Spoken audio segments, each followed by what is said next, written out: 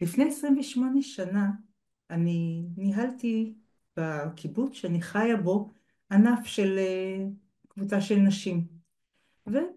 הייתה שנה ככה לא פשוטה, נכנסנו לאיזשהו תהליך בקיבוץ, והקבוצת נשים לא אהבה את התהליך שנכנסתי אליו, והתחיל להיות ביקורת כלפיי וכעס כלפיי, ובמהלך השנה ככה לאט לאט נהפך להיות איזשהו סוג של הלאום עליי. באותה שנה אני נכנסתי להיריון השלישי שלי, אחרי כמה שנים שלא הצלחתי להיכנס להיריון. השנה הלכה ונעשתה מאוד מאוד קשה. ה- הרגשתי מאוד בודדה שמה, הרגשתי מאוד פגועה מהתגובות, מהיחס של אנשים שהייתי מנהלת שלהם. ובסוף אותה שנה בעצם החלטתי לסיים את העבודה הזאת, שזה לא עושה לי טוב, ואני רוצה לשמור על ההיריון שלי, והודעתי שאני מסיימת את העבודה. סיימתי בהרגשה מאוד מאוד קשה, הייתי מאוד מאוד פגועה ומאוד בודדה. המשפחה שלי ידעה מה עובר עליי, אבל אני הייתי מאוד מופנמת, ושמרתי את כל הכאב ואת כל התסכול בתוכי, או כמו שאומרים, שמרתי בבטן. שנתיים אחרי, שנה אחרי שנה וחצי אחרי שהבת שלי נולדה, אני מתחילה להרגיש כאבי בטן.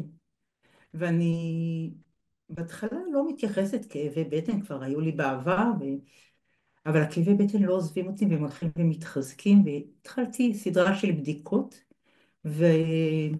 והבדיקות לוקח להם זמן עד שהם מגיעים, וככה המצב מתדרדר ומגיע למצבים ממש ממש לא סימפטיים, מעבר לכאב ולהרגשת הנפיחות ושאני לא מרגישה טוב. זה הגיע למצבים שלא יכלתי לצאת מהבית, מצבים מביכים שלא יכלתי להתרחק משירותים. ועשיתי בסוף בדיקה, הגעתי לקולונוסקופיה, בסוף הבדיקה הרופא מודיע לי שהוא אומר לי, יש לך מחלה כרונית. זה עשה לי סחרחורת לשמוע את זה, לא ידעתי מה הוא אומר לי בכלל, ואני כמעט התעלפתי, ואז הוא הרגיע אותי, והוא מסביר לי, יש לך מחלה שקוראים לה קוליטיס, זו מחלה כרונית לכל החיים, לפעמים היא יותר, לפעמים היא פחות, וצריך לקחת תרופות כל החיים ולהיות במעקב. והתחלתי לקחת את התרופות שהוא נתן לי, והתרופות לא עזרו, והתחלתי כל מיני סוגים של טיפולים, רפואה משלימה, וגם לא ממש, יש לפעמים נרגע קצת, אבל תמיד חזר והיה מאוד קשה. ובאיזשהו שלב אני החלטתי שאני כנראה גרמתי לעצמי את המחלה הזאת. משהו בי הבין את זה, והחלטתי שאני חייבת לצאת למסע של לחפש ריפוי לעצמי.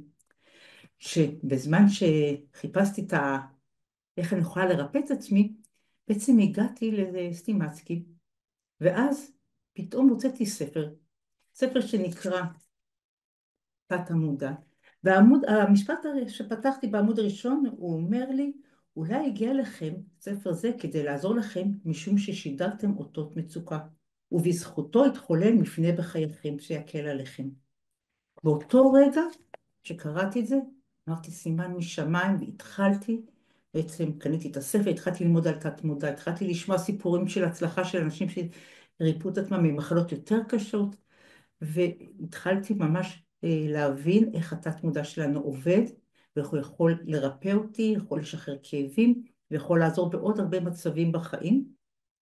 ואחד הדברים שאני הבנתי תוך כדי שלמדתי את התת מודע, בעצם שיש לתת המודע שני שלבים. השלב הראשון זה לשחרר את הכאב, השלב השני הוא בעצם להכניס ריפוי לגוף. ואני עוד הבנתי שכנראה, זה שחזקתי בבטן את הכאב מאותה עבודה שעבדתי בה, היא בעצם גרמה לי לקוליטיס. וברגע שהתחיל כאב בטן ולא התייחסתי, בעצם הכאב הלך והחמיר, כי מה שקורה בתת המודע זה שהנפש שלנו, ששם יושבת התת מודע, היא שולחת את זה לגוף הפיזי, בשביל לעורר אותנו לכאב, בשביל שנטפל בכאב של הנפש. ועד שלא נטפל בכאב של הנפש, המחלה תחזור ותחזור, הכאב יחזור ויחזור, וזה ילך ויתגבר, ובסוף זה יהפך למחלה כרונית. זה מה שקרה לי. כשהבנתי את זה, דבר ראשון, הייתי צריכה לעבור את שלב הסליחה, ואכן הצלחתי לסלוח, כי אם לא הייתי סולחת עד היום הזה הייתי סובלת מהקוליטיס. השלב השני של הריפוי, שלמדתי שפת תת המודע, בעצם עשיתי אותו בחופשה של המשפחה בחו"ל, שלקחתי לעצמי את זה כמשימה, לשינוי אווירה, לעשות את העבודה עם התת מודע כדי להכניס לעצמי ריפוי, ואמרתי שעד שאנחנו חוזרים לארץ, אם אני לא ברפאת עצמי, אני חוזרת לרפואה רגילה, ויום לפני החזרה לארץ ריפאתי את עצמי. ומאז 18 שנה, אני בריאה לחלוטין אחרי 8 שנים של מחלה. אז מי שרוצה להגיע לרפא את עצמו וללמוד את שפת המודע, מוזמן.